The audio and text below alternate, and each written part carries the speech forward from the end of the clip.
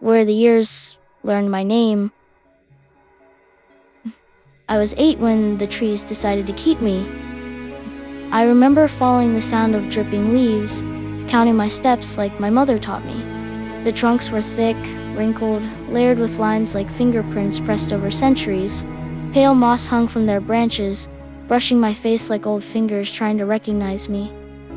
I called out. The forest answered by growing quieter. At first I thought I was just lost for a day. I slept between roots that twisted like veins above the soil. When I woke up, I was still hungry, still small, but the light had shifted wrong. It moved slower, thicker, as if the sun itself was wading through water. People came looking for me. I saw them pass between the trunks, men with torches, dogs pulling at leashes, mouths shouting my name. I screamed back until my throat tore open, but the sound sank into the bark and never reached them. By the time the first century ended, my footprints were gone. I wasn't. The trees grew wider around me, their bark folding over itself in endless lines. Roots crept across the forest floor, threading around my ankles, my wrists, not tight, never cruel, just enough to keep me here. The hanging moss thickened, pale and heavy, like hair from 1,000 uncut heads. I stopped aging the way people do. My bones ached, then stopped aching. My hunger dulled into something distant, like a memory of pain instead of pain itself. Sometimes I caught my reflection in smooth patches of bark, still a boy, but stretched thin by time, eyes too old for my face. During the 2nd century, others came, not to find me, just to pass through.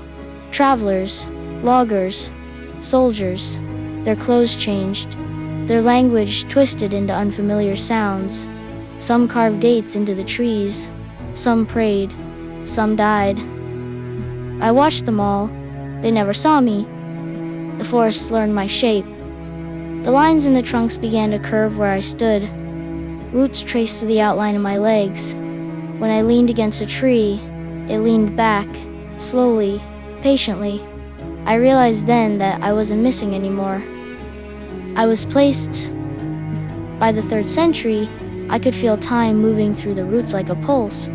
Years slid past me the way rain slides down bark, leaving marks, but never stopping.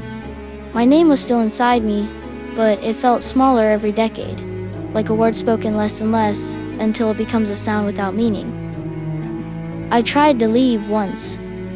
I stepped beyond the web of roots, towards the pale opening the forest is thinner. The ground cracked. Roots surged, gentle but absolute, lifting me back, pressing me into the soil. I felt myself sink, not down, but into the pattern, into the lines. My skin tingled as the forest memorized me completely. Now I am everywhere here. In the wrinkled trunks, in the hanging moss, in the paths that twist and never lead out. If you walk this forest and feel like you're being watched, it's not a threat. It's just me, still waiting for someone to finally notice I never left.